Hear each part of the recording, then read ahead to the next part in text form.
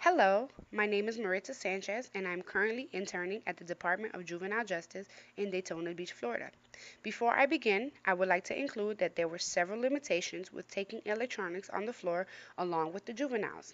With the restrictions set by the department, I have converted the video into what the department serves and how it is effective for juveniles. On a daily basis, we work in the back, hand in hand with juveniles, while learning about the juvenile department under the criminal justice system. This video will consist of highlighted interviews of officers and their opinions, as well as the process of taking in a juvenile into the department. Well, here it goes.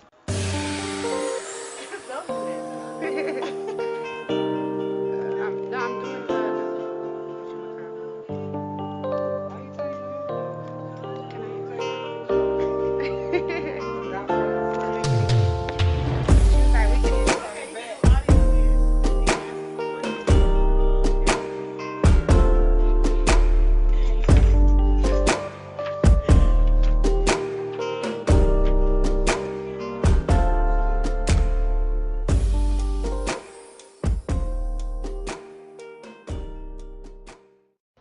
Sergeant Thomas, Okay. supervisor.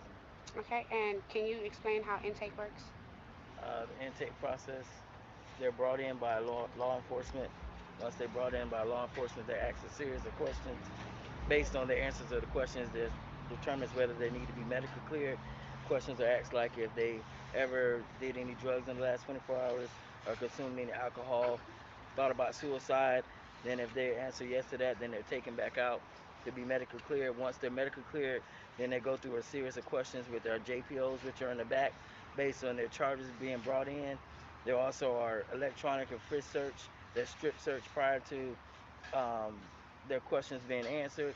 Even after their questions being answered by our intake officers, which we call their admission or release officers, they're once again strip search, electronic frisk search, and placed on the floor. Okay. Thank you.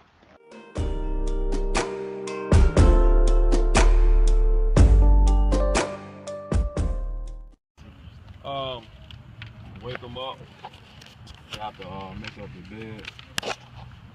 Then when we wake them up, we group them up for school. And from there and there, we take them to breakfast. From after breakfast, we take them to school. They stand there, then they go to rec. After rec, they have what is it? And probably around like 1:45, 2 o'clock, we put them down. Shift change. Thank you. So it's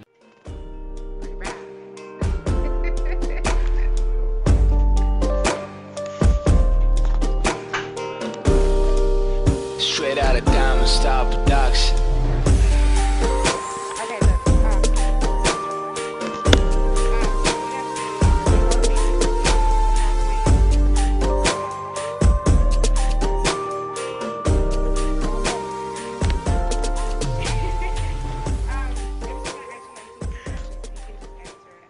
What made you decide to work with juveniles as opposed to adults? I love to work with kids. This is our future. If you can speak up, so pick up your voice. I love to work with kids. It's our future. I think the world benefits from DJJ workers with doing the job that we do with the youth today. Okay. Do you believe all juveniles that enter the department are troubled children? No, I think a lot of the juveniles that enter in our facility are mostly followers. They all come from different backgrounds. Some from rich parents, some from the poor. But I don't think they all are trouble, and some of them can be saved. Okay. And like, what is the most interesting situation you came across with the juveniles, like fighting or anything like that? Uh, I really haven't had any interesting dealings with them. I'm not really sure. Okay. And can you state your name and your position just for?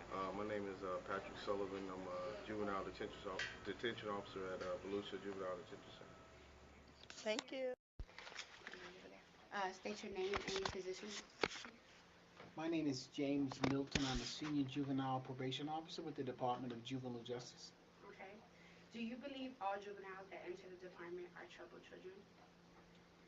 Not necessarily trouble. All of them are not really trouble. Some of them really don't belong here. What happens is the system sometimes uh, get children involved in situations that really actually increases their risk for delinquency, because everybody who gets in trouble don't get placed on probation. But when they're placed on probation, it increases their risk, because once you're on probation, when you do all the things that children do, the ones on probation get punished, and the ones who do the same thing and worse get nothing. So probation is the best we have, but you don't probation basically don't necessarily help children. D. Ellison, JJDO2. Okay.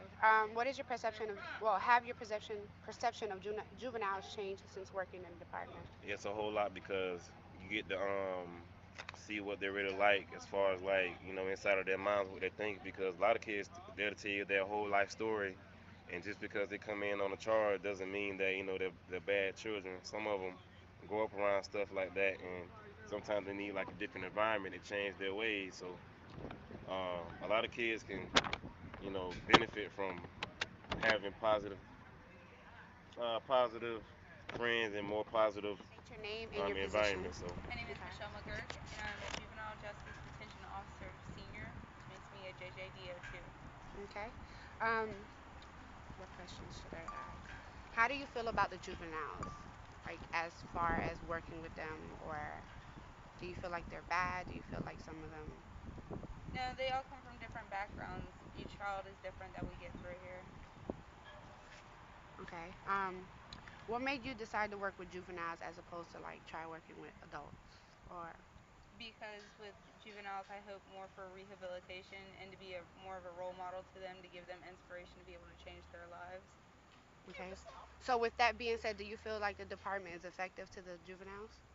In its own way, How so? traumatic informed care that we do now is very effective in some cases. In other cases, it's not. We're not equipped completely to help all the children that we get here. All children need different needs, and I don't believe that we meet them all. That's why some of the children go to programs and they get more specialized treatments there. Thank you. Really? Yep, really. You know, you know how about that.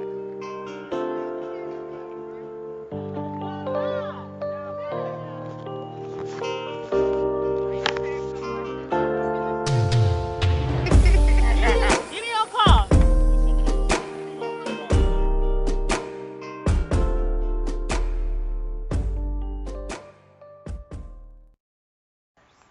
My name is Arlisa Wilson. I'm the training coordinator at the Volusia Regional Juvenile Detention Center. Okay, your first question is, do you feel juveniles learn from the mission by the department?